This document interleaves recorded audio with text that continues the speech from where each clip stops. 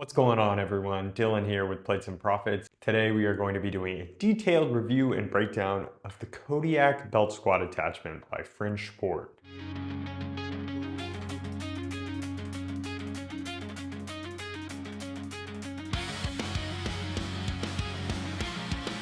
We're going to be talking about what it is, the setup process for this, what I like about this machine, what makes it different from other belt squat attachments. We'll talk about some things that I would change, and we're going to finish up with would I recommend you purchasing this belt squat attachment. Let's go ahead and dive into today's video and review of the Kodiak Belt Squat attachment by Fringe Sport.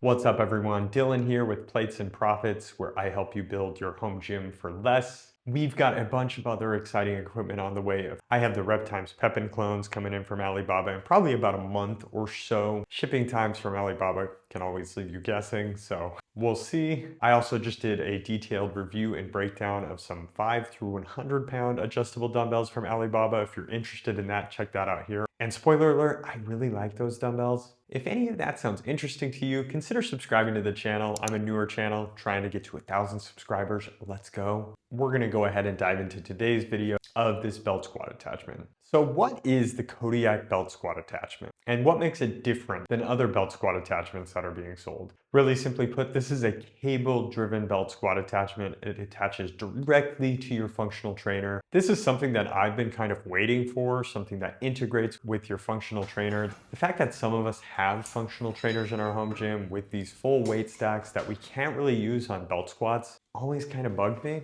And there isn't really a great solution to this right now, unless you want to drop $2 on the Rogue Rhino. So when Fringe Sport released this, I immediately pulled the trigger. It's something I've been looking for. It's $350 for this little device. They also sell some weight horns that you can purchase as well, and that will bring your total cost all into, I paid $475 for everything. The weight horns are on back order.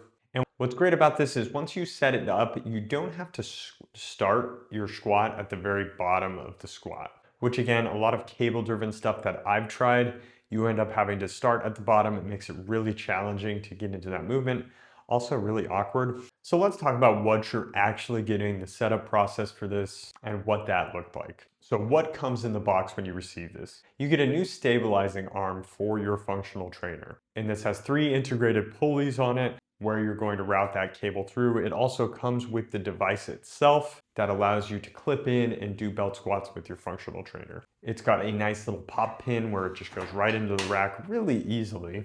And one thing I want to note right from the jump with this setup process is Fringe actually has a video showing how to set this up. And the reason I say this is it comes with instructions with QR codes, and both QR codes don't take you to that video. They take you to a video that's about a 5-minute video on how to tighten set screws. I watched it and I kept waiting. I was waiting for them to talk about setting up this attachment, but I was just about to tighten set screws. So make sure when you're getting this to search for the actual video. Now, if you already have this functional trainer, what I found is that support leg is keeping this rack up. The screws go all the way through to your weight stack. So what I did is I used my car jack to just take the weight slightly off.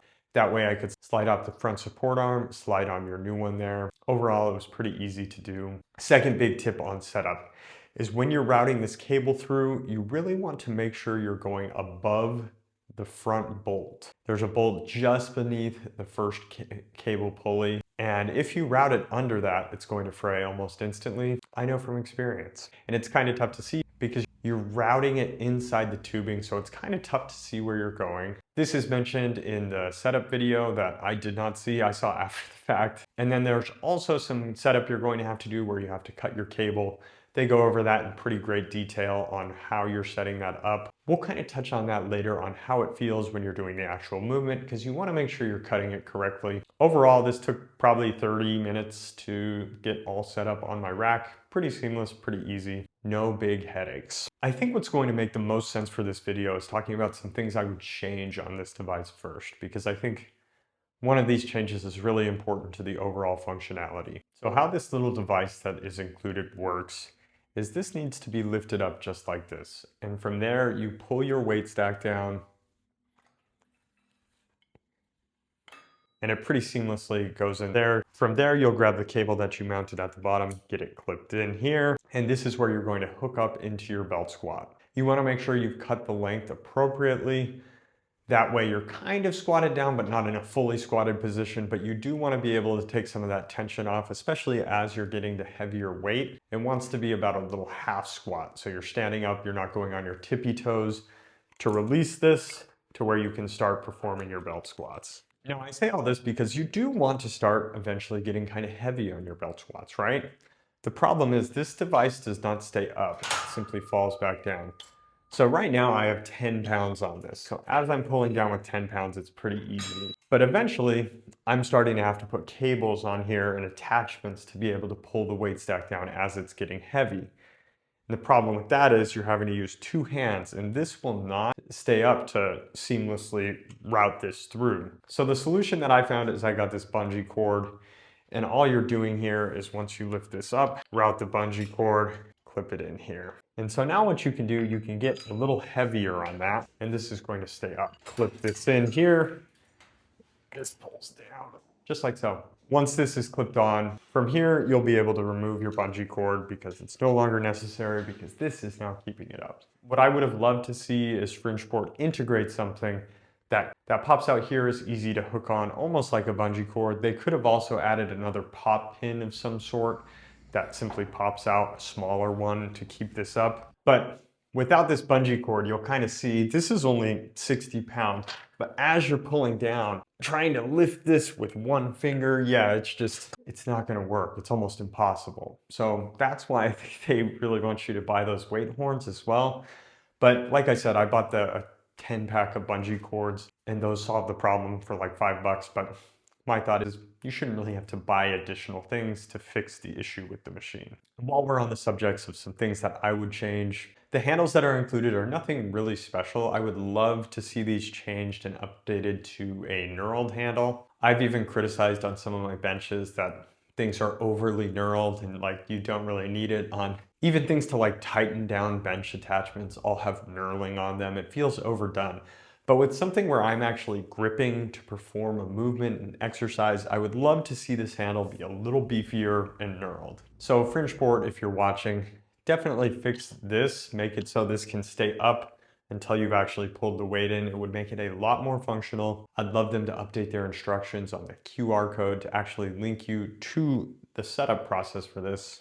And then lastly, at least have a knurled handle option. It would be great. If these were a little beefier too, it's a pretty small diameter. I'd like to grab onto something a little more substance. So enough of things that I would change. Let's talk about how this overall feels. Does it perform its job? And just things that I like about this. So first, it's overall a really clever design. I love that the cable routes through the tubing here and it gets a little lower. This allows you to get a little lower in your squat.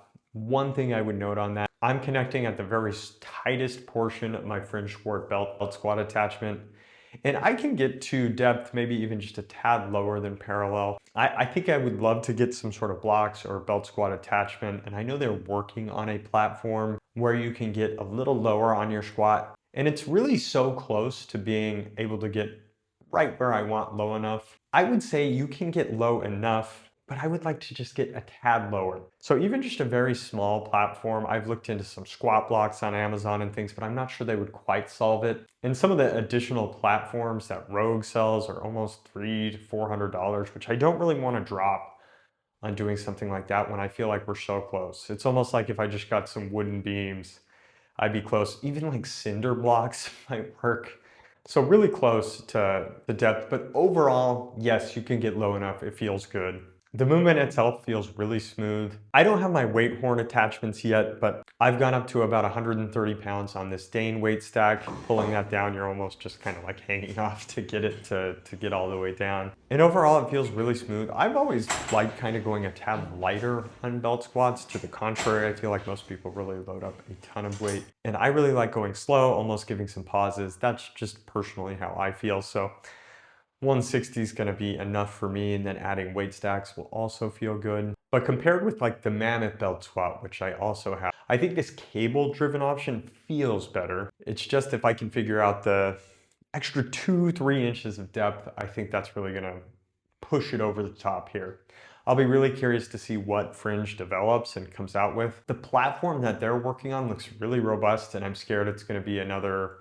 I'm gonna guess the entry price is $300, maybe even more, which then you're looking at, if you got the El Toro weight attachments and this belt squat and their platform, that's gonna be like 800 bucks, which isn't exactly how much I wanna be spending on something like this. As long as you've cut your cable appropriately, it's really easy to get into the position to do these squats. Like I said, you don't have to fully squat down, but you're getting in just a nice athletic position, slightly bent knees where you're not having to get on your tiptoes to unrelease that tension. And it works really seamlessly. So I mentioned I routed this cable incorrectly at first. I did one set and it felt really rough, clearly, because the cable was getting dragged along a bolt. And I did the second one and I was like, no, I need to look at this. And I noticed it instantly frayed. I reached out to Fringe about a possible replacement for this cable, and they offered one for 15 bucks. I said I'd like to move forward with it. I also let them know that their QR codes actually linked not to the actual setup of this, but unfortunately, Fringeport never responded after that. They never sent me an invoice for this. So I just went ahead and ordered a cable off of Amazon to fix this. So would I order this belt squat attachment? Normally I'd just say yes. I think it works really seamlessly and smooth, but I'm speaking from someone who has the Dane 1.0. I just think some of the changes that need to be integrated into this are going to be made. I feel like Fringeport is going to come out with something that has a solution for this not being able to stay upright here. And I can also see them releasing something with beefier handles based on feedback from customers, from people like me who aren't necessarily completely sold on this. I think they'll also come out with a platform, and maybe you'll even get a discounted bundle price on something. Fringeport also has great deals around Memorial Day, holidays. So truthfully, if you can wait, I think there's going to be a Kodiak 2.0 with these updates that I've mentioned. And the reason I mentioned the Dane 1.0 is they released this Dane 1.0 and less than a year later, they had a 2.0 with updates. I think Fringeport is really innovative, coming out with great products. But sometimes if I had some gripes, I think they rush to release things that are kind of half-baked. And I think this is definitely half-baked. Biggest issue is that this doesn't stay up. It makes it not usable past like 40 pounds unless you're wanting to do really crazy gymnastics to pull something down and trying to get it in there. So like I said, wait till Memorial Day. I bet there will be an updated version. Hopefully we see some beefier handles, and hopefully there's some kind of pop-in system where you aren't going to have to use bungee cords to make this usable. Hopefully they'll have some upgrade kits for the people who purchase it like me. I'm still waiting on they've told me they're going to release a Dane 1.0 upgrade kit. This was before last summer, 2025. They said they would have an upgrade kit. I'm still waiting on that, Fringeport. But let me know if you have any questions on the setup process for this or just usability of it. I'd be happy to answer those. But thank you guys for tuning in. I have a lot more videos coming and detailed reviews, and I'll catch y'all in the next one. Peace.